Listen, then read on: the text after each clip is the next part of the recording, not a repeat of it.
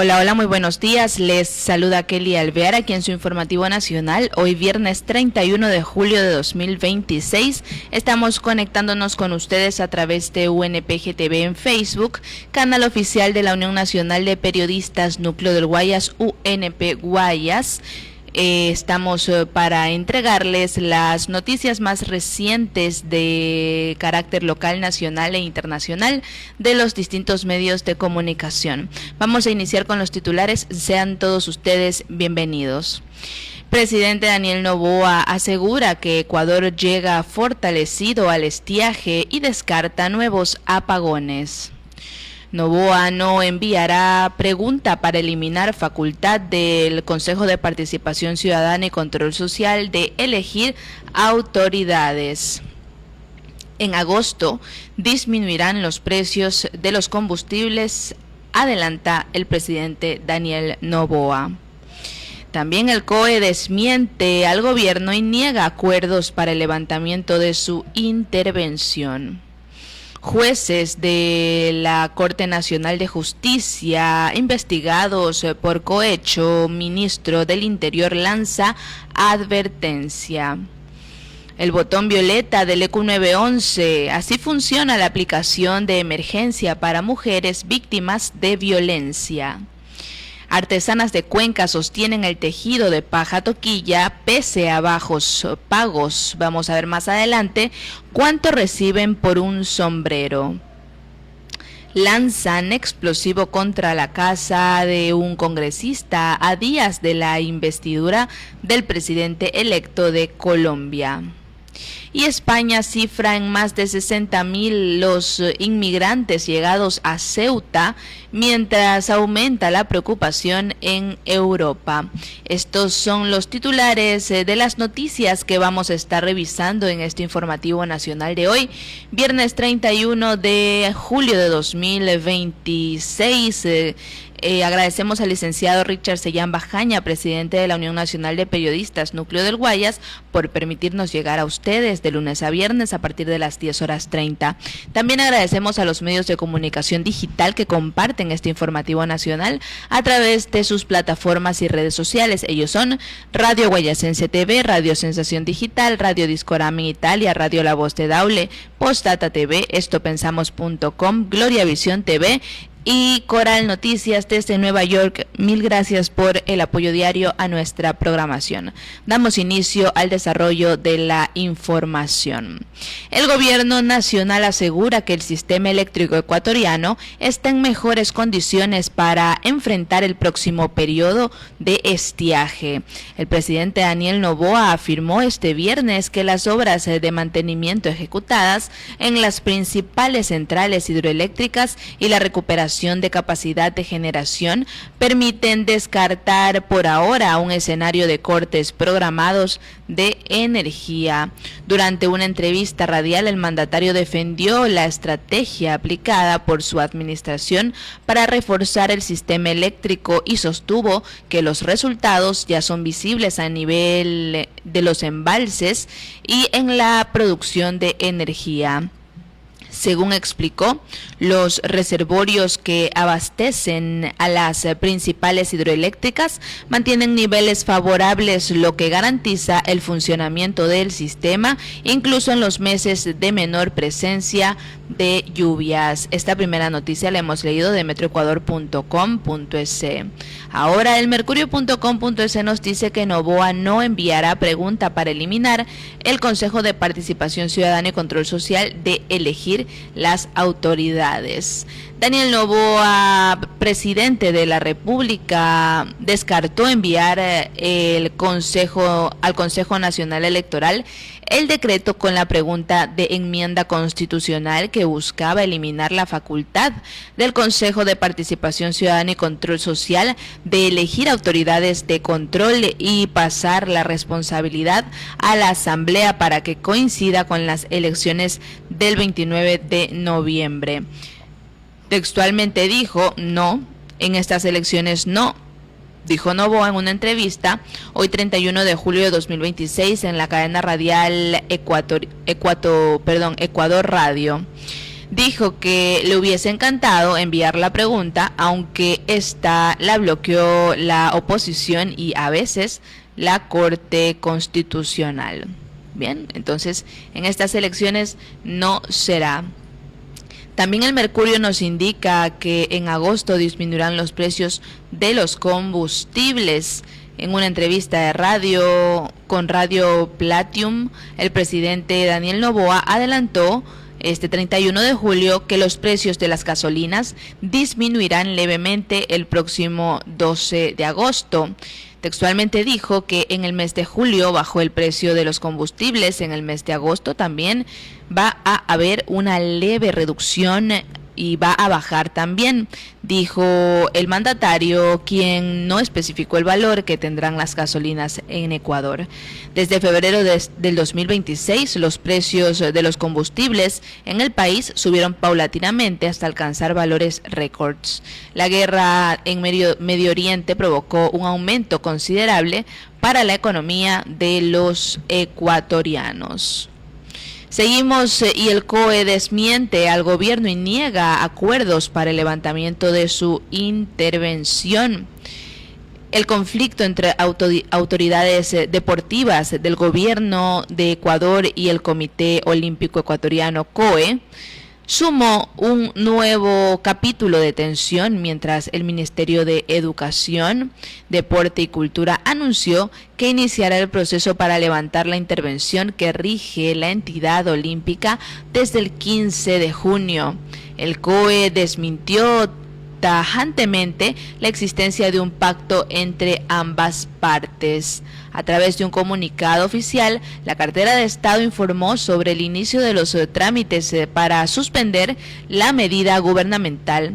Según la versión ministerial, el COE ya se habría comprometido a reconformar un comité ejecutivo con integrantes que no cuenten con impedimentos legales para su registro oficial. Este sería el paso previo a la convocatoria de un nuevo proceso electoral bajo la suspensión del Comité Olímpico Internacional, COI. Seguimos con el desarrollo de la información. No olviden que pueden darle like, comentar y compartir. Estamos revisando brevemente la información más reciente de hoy, viernes 31 de julio de 2026. Jueces de la Corte Nacional de Justicia son investigados por cohecho. El Mercurio.com.es nos dice que desde el 29 de julio, la Fiscalía General del Estado mantiene abierta una investigación previa por el presunto delito de cohecho. En coordinación con la Policía Nacional, ejecutó varios allanamientos a inmuebles ubicados al norte de Quito con el objetivo de recabar indicios. Los investigados son Milton Velázquez, Patricio Secaira e Iván Larco, jueces de la Corte Nacional de Justicia, quienes habrían sido parte del tribunal que emitió una sentencia de recurso de casación en la que se acordó pagar $59.334.103.17 a favor de una empresa china. La noticia del delito tiene como antecedente el testimonio anticipado de Michael Ismael Hernández, sentenciado en el caso Plaga, quien en 2024 involucró a varios magistrados de la Corte Nacional de Justicia en varios hechos. En su versión, Hernández manifestó que durante un nuevo evento efectuado en Guayaquil, mantuvo reuniones con varias personas y conoció que los mencionados jueces habrían gestionado la emisión del fallo correspondiente a una causa que permanecía represada varios años. Durante los allanamientos se levantaron como indicios documentos, teléfonos celulares y computadoras. La Fiscalía informó que continuará practicando las diligencias necesarias para el esclarecimiento de los hechos con respecto al debido proceso. El delito de cohecho está tipificado en el artículo 280 del Código Orgánico Integral Penal, COIP. Continuamos y el Mercurio nos indica que el botón violeta EQ911 tiene un funcionamiento. Esta aplicación de emergencia es para víctimas, mujeres víctimas de violencia.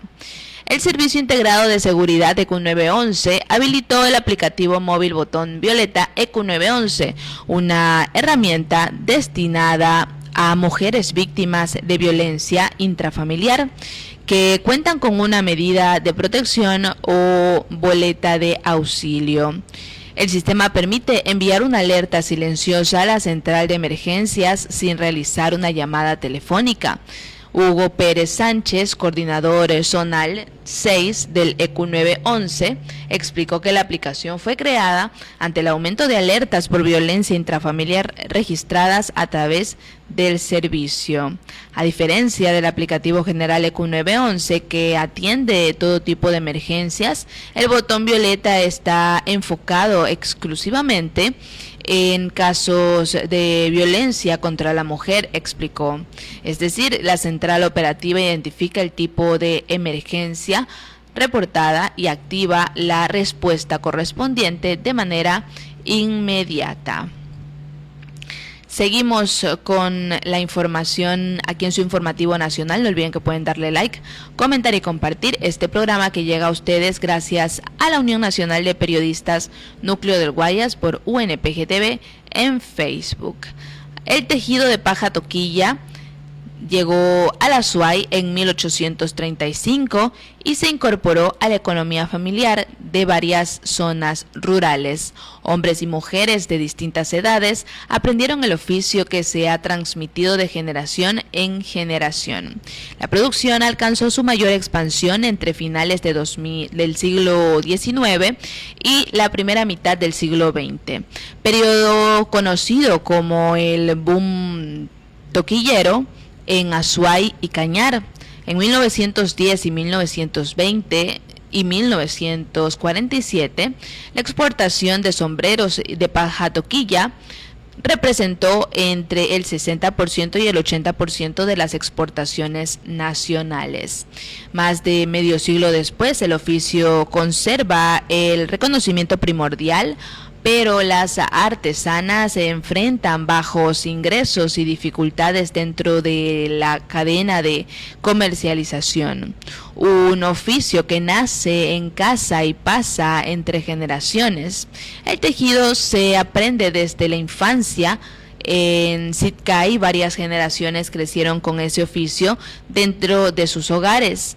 Narcisa Aucapiña, de 64 años, recuerda que su madre, María Campoverde, enseñó a tejer a sus 8 hijos después de las jornadas escolares.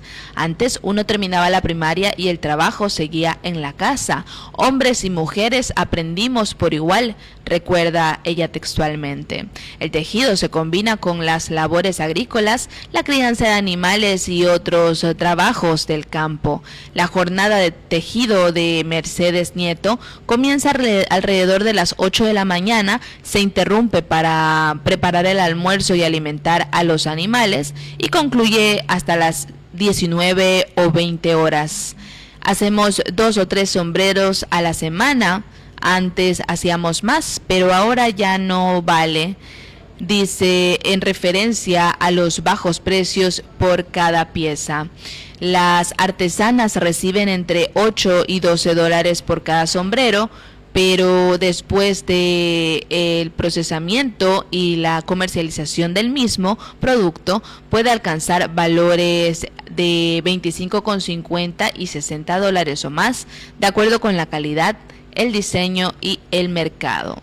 Tomando como referencia un precio promedio de 10 dólares, el sombrero, por sombrero, 10 dólares por sombrero, una artesana vende 7 unidades semanales, obtiene 70 dólares de ingreso.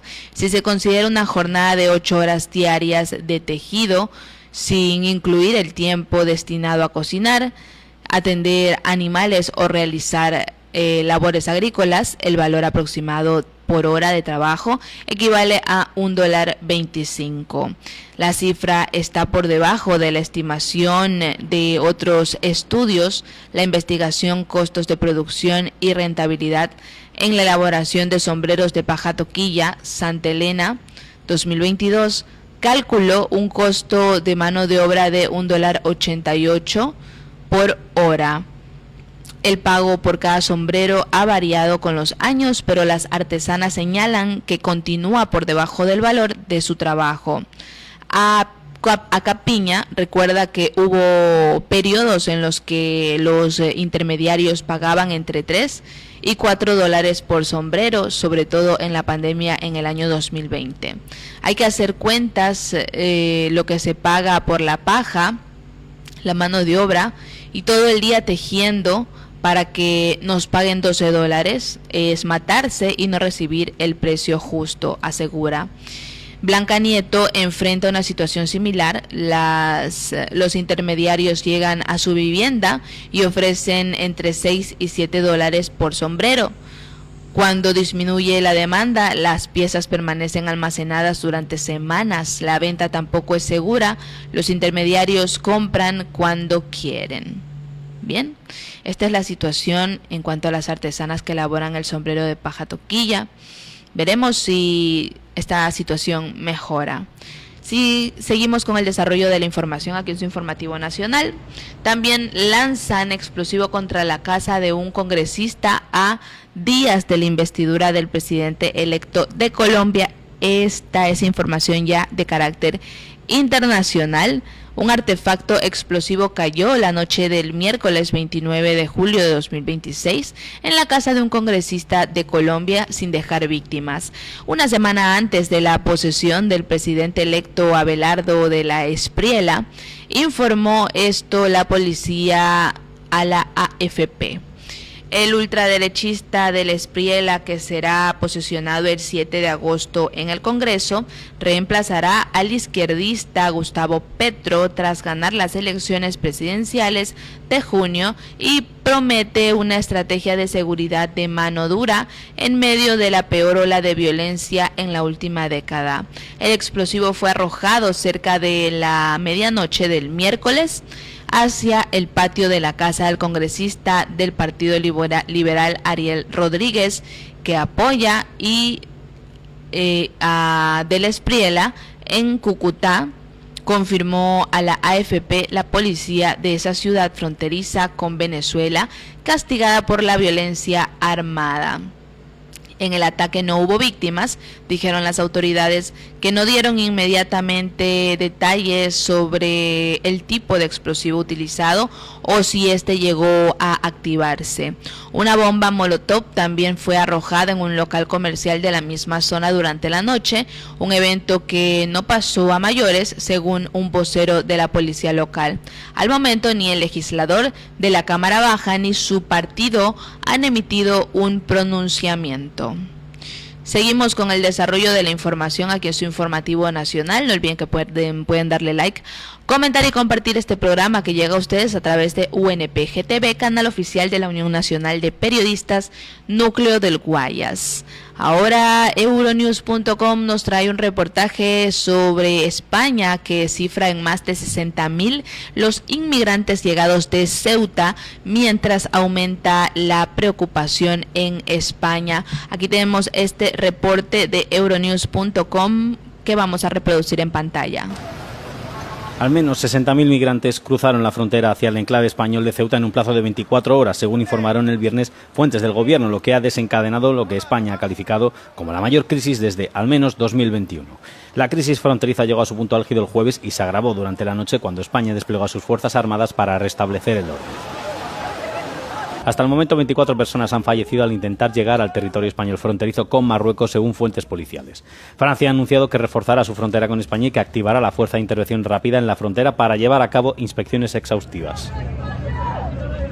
¿Qué es lo que ha sucedido? Bueno, lo que ha sucedido efectivamente es una violación de la integridad territorial de España, de las fronteras de una ciudad española como es la ciudad de Ceuta, Italia pidió que se excluyera a España del espacio Schengen de fronteras abiertas de Europa, una decisión secundada por Finlandia. No quedó claro y de inmediato qué había provocado la reciente oleada de migrantes procedentes de Marruecos. Las autoridades de Ceuta ya habían relacionado este fenómeno con una sentencia del Tribunal Supremo Español dictada a principios de este mes que prohibía a las autoridades devolver de inmediato a los migrantes que llegaran por mar sin el debido proceso. Sin embargo, la sentencia no se aplica a las entradas por tierra ni a quienes cruzan la valla fronteriza trepando. Por el momento ya han vuelto a territorio marroquí más de 25.000 inmigrantes. Y bien, de esta manera estamos culminando con el desarrollo de la información más reciente a nivel local, nacional e internacional aquí en su informativo nacional por UNPG TV en Facebook, gracias a la Unión Nacional de Periodistas Núcleo del Guayas, que nos permite llegar a ustedes de lunes a viernes a partir de las 10:30. Yo soy Kelly Alvear y les deseo que tengan un excelente fin de mes, un excelente fin de semana y que el mes de agosto venga recargado de energía positiva para todos ustedes. Que les vaya bonito. Chao, chao.